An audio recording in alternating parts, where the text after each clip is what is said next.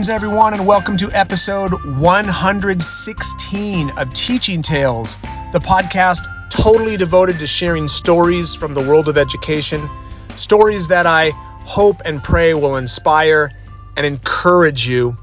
My name is Brent. I'm your host. I'm a former 4th and 5th grade teacher, former middle school assistant principal, former elementary principal, and I am currently the coordinator of elementary education. I support our elementary teachers and administrators in my district in beautiful Murrieta, California. And in this episode, I'm going to do what I've done every once in a while, and that is fly solo. No guest today, just me talking about a topic that is near and dear to my heart. It's something I'm very passionate about, and it's inspired by a leadership training that I had the opportunity to attend this past week, during which the speaker talked about self-care for resiliency. And he used the example, I've heard it before, but it really resonated with me, about the need to take care of ourselves, to practice self-care, that self-care is not selfish.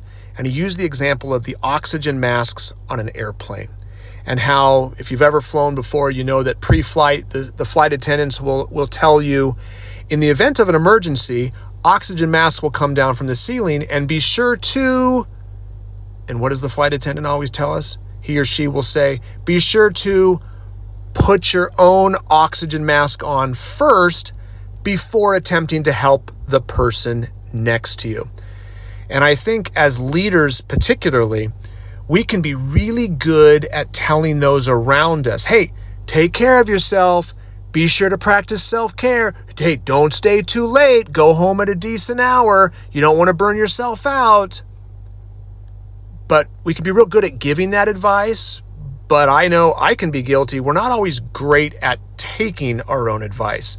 Leaders can be very good at lighting themselves on fire to keep those warm around them. So I want to share a personal story that I'm recording this because I firmly believe that somebody needs to hear this, that self-care is not selfish. And I want to share a story. Go back in time with me 3.5 years, March 13th, 2020. March 13th, 2020. Now, think about it for a second. If you're in California or most states in the United States, that date may ring a bell.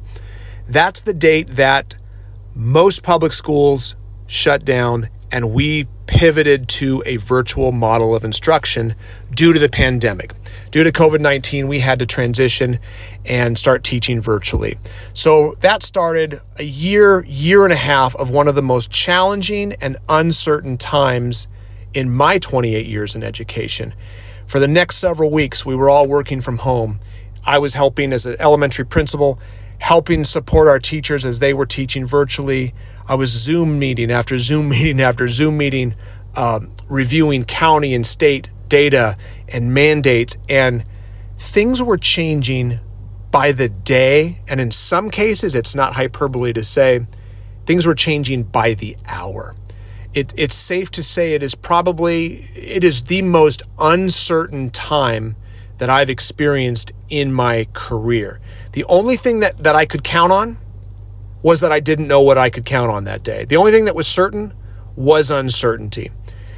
And here's the reason that I'm sharing this story, that despite all of the uncertainty, in addition to my faith, which is something that during times of challenge, I'm thankful that I lean on my faith, but in addition to that, when I moved back to the office, and for a while it was just me in the office, everyone else was still working virtually, but I was able to help plan for a reopening from the office.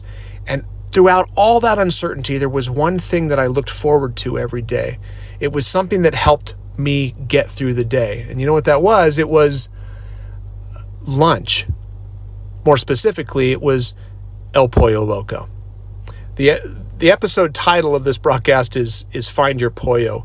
For me, I was looking forward to El Pollo Loco because if I didn't have a meeting, I knew that El Pollo Loco was going to be there for me. It was something that I could count on. I knew that I could pick up my phone, open the app, order my food, hop in my car, drive the mile downhill, go through the drive-thru, pick up my food, bring it back to my office, And for the next 20 minutes or so, life was certain because I had a meal that I enjoyed in front of me. And for just 20 minutes or so, the world, everything was okay with the world. For me, El Pollo Loco was my self-care. For me, Pollo, that was the oxygen mask that I needed to put on to take care of myself so I would then be ready to go to refill my cup so that I could support those around me. El Pollo Loco became more than a food, more than the food, more than the salsa, more than the iced tea. It became symbolic for me. It has become symbolic for me. And even after we came back, students came back, I continued to view El Pollo Loco as my self-care. And whenever I could, if I had a break in my schedule and I was able to open the app, order my food, hop in the car, go down the hill, pick up my food, and bring it back to the office. Again, only off campus for a couple of minutes. And I had my assistant principal. I was not leaving if the building was on fire. Please don't misunderstand me. In no way am I saying to abdicate your duties and say, hey, sorry, building's on fire, a huge fight going off on the playground, but I got to go eat my lunch. I am not saying that at all, ladies and gentlemen. The point that I'm trying to make is it's okay to eat lunch because eating lunch may be your self-care. For me, it was. And to this day, I have moved into a new position.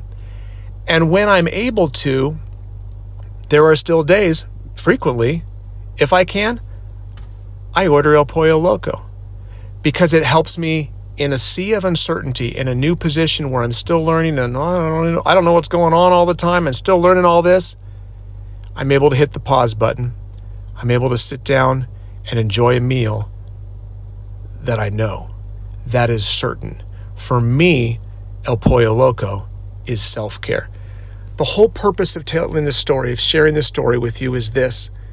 Like the title of this episode suggests, ladies and gentlemen, find your pollo. Whatever it is that enables you to fill your cup, whatever your oxygen mask is, it might be, like me, taking a lunch. And Todd Nesloni, somebody I follow online, I admire and respect, an educator in Texas, he recently posted something about how frequently, especially leaders, will not be able to eat lunch because that's part of the job. There are going to be times where you don't get to eat lunch. But he posted how too often sometimes leaders wear that as a badge of honor.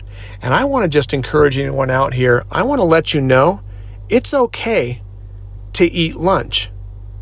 Let me say that again for the people in the back. It's okay to eat lunch. And one more time, let me reiterate, I'm not saying that if something else is going on, like if the building's on fire, your lunch is going to have to wait. If there's a huge fight going out on the playground, your lunch is going to have to wait. But if time permits and things are going smoothly, it's not just okay to eat lunch. I contend it's necessary to eat lunch because if you don't, that will catch up with you because lunch is your oxygen mask. And maybe it's not lunch. Ladies and gentlemen, find your pollo. Maybe it's exercise. Maybe it's spending time on the treadmill or going to the gym. Maybe it's reading a book. Maybe it's spending time. Maybe it's listening to a podcast. Maybe it's just taking a walk. Maybe it's binging something on Netflix. I don't know what it is. It doesn't matter what it is for me. It matters what it is for you.